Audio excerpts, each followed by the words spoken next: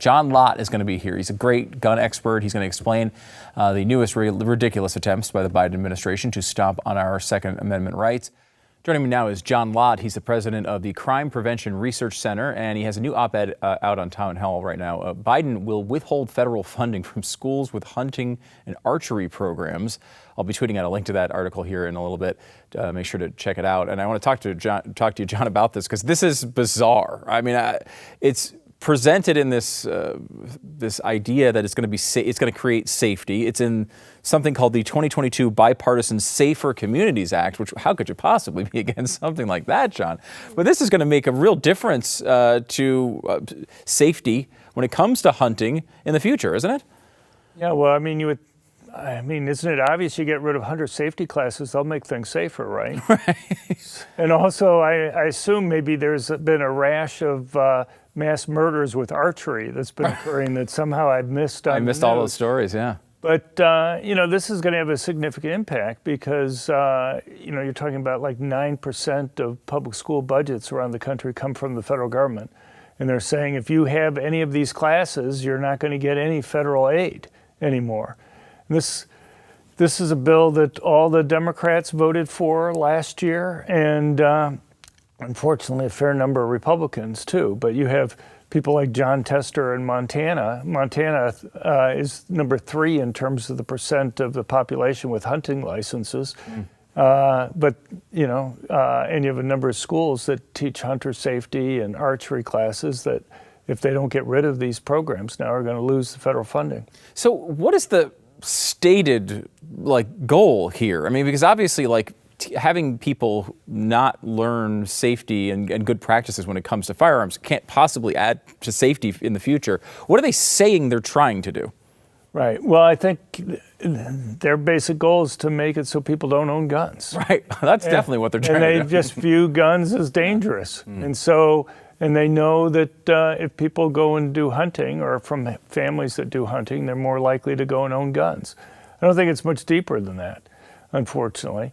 I haven't really seen any argument with regard to archery, though, that's being put out there. Yeah. So unless it's somehow a gateway drug to people using guns or something like that, so to speak. How does this tie into lead poisoning? Because, I mean, that's sort of the joke of he was poisoned with lead after someone gets shot. Right. But, lead poisoning is a part of this somehow. Well, they're doing lots of different regulations that affect hunting as well as guns in general, and one of the things, and also fishing.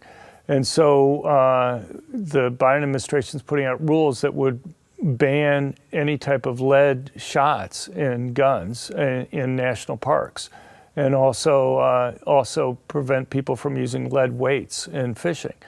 And so, it's basically just another way of making it more costly, more difficult for people to do it. Look, even the Clinton administration, which is hardly going to be considered kind of pro-gun by anybody's view, had looked at the issue of lead in ammunition and found that it was pretty much irrelevant in terms of safety issues unless you're going to go and actually eat the lead shot yourself. Which you shouldn't do. Probably not. But I don't know, maybe with extra seasoning the lead tastes better or not. I haven't really tried it. It's a way to get minerals. But I don't know. Maybe the minimum daily amount of lead in our diet, I miss that. Yeah.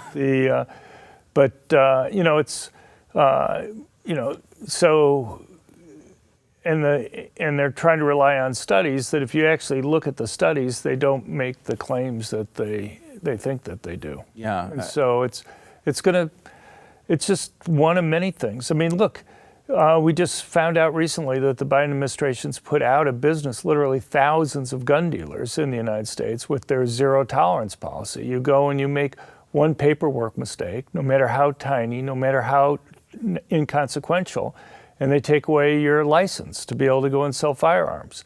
It's just one of many things that they're doing just to make it very difficult. And of course, they've done other things like ESG, put pressure on financial institutions not to go and do business with gun makers or gun sellers that are there, kind of a revisiting of Obama's Operation Choke Point that they have. I mean, try running a business if you can't find a financial institution to go and handle the credit cards for your customers or the checks that you have, or you can't get loans or other things. Yeah. So it's just One, it's just a many-prong approach just to try to put hunting and gun ownership out of business. It really does seem like an all-out onslaught, right, to try to stop this in as many ways as possible, especially when they realize that something like overturning the Second Amendment isn't all that likely in this country.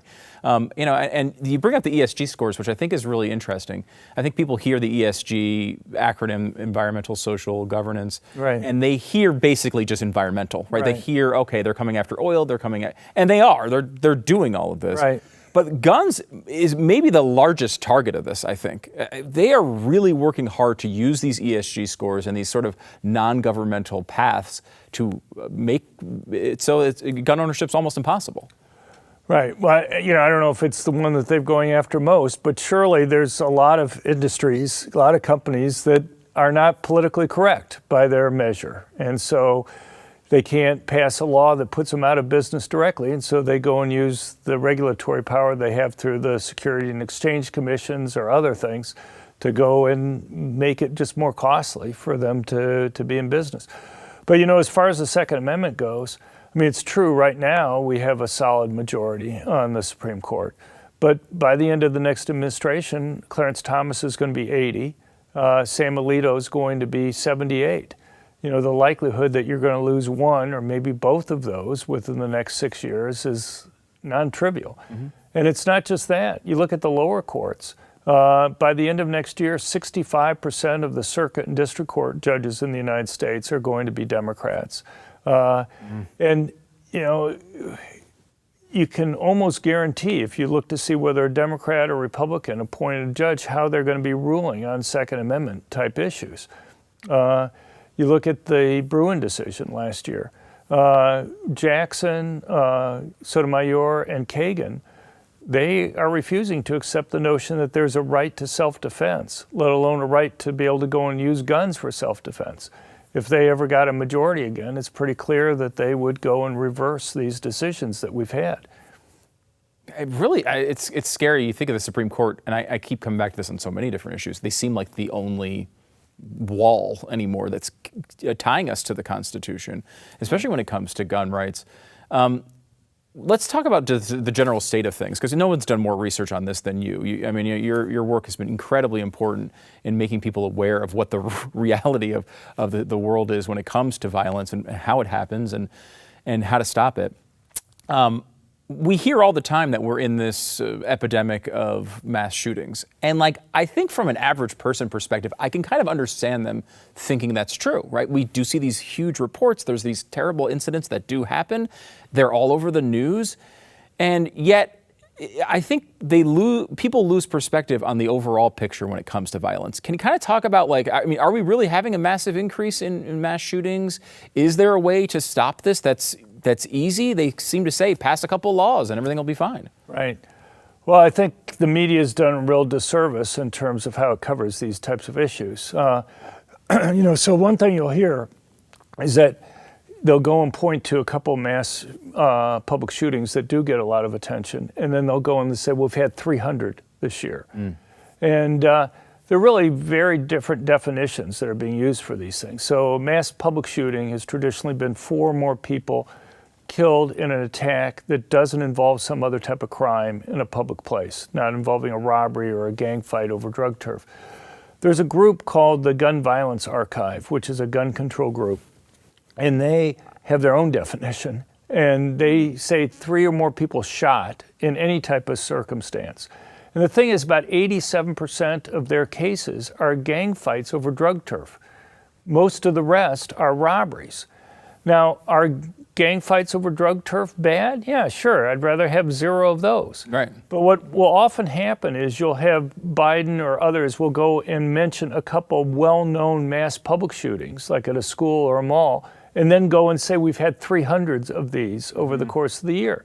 And the thing is, the causes and solutions for how you stop a gang fight are very different than how you go and stop a mass public shooting that's going to be occurring. These mass public shootings are overwhelmingly people who want to commit suicide. People have always wanted to commit suicide. But the thing is, someplace along the line about 30 years ago, people realized they could get a lot of attention if they went and killed people. And so you have individuals who are suicidal but they want to get media attention. They want people to know that they were here. And so their goal is to kill more people. And they know if they go to a place that's a gun-free zone where people aren't able to go and defend themselves, they're able to go and kill more people. And so, you look at the media coverage. We just had this Nashville school shooting. The Biden administration hasn't released the manifesto for it yet, but the Nashville police chief got to look at it. And one of the things he mentioned is that mass murderer actually had another target in mind. Their primary target was actually going to be a mall. But they decided not to go there because there were armed security there and people were allowed to carry concealed handguns there. And so the killer picked the school. The national media won't mention what the police chief said. Last year you had an example like the Buffalo mass murderer. He had a manifesto where he spent a lot of time explaining why he picked the target that he did. Right up there at the top was he wanted to go to a place where he knew his victims weren't going to be able to go and defend themselves. You would think that would be interesting for people to know why these guys pick the targets that they do. But you will look in vain to actually see the media go and mention that any place. Instead what they do in that case is the New York Times has had like 8 editorials on it about the guy being a right-wing conservative racist type.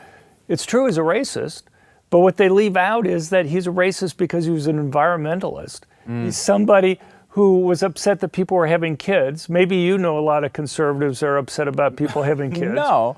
Maybe you know a lot of conservatives that call themselves environmental terrorists. No, I don't know. You're going to be surprised. I have a very narrow group of friends who are conservatives, I guess, because none of my people that I know call themselves that.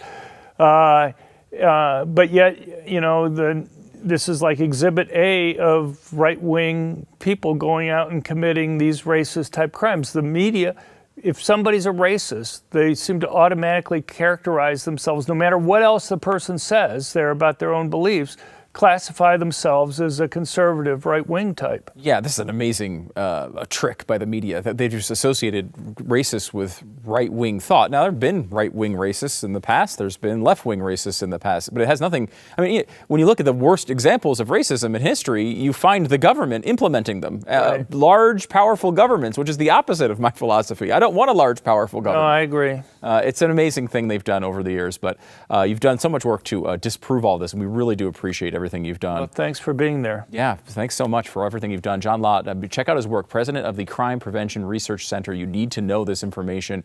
Be sure to check out his new opinion piece as well on Town Hall.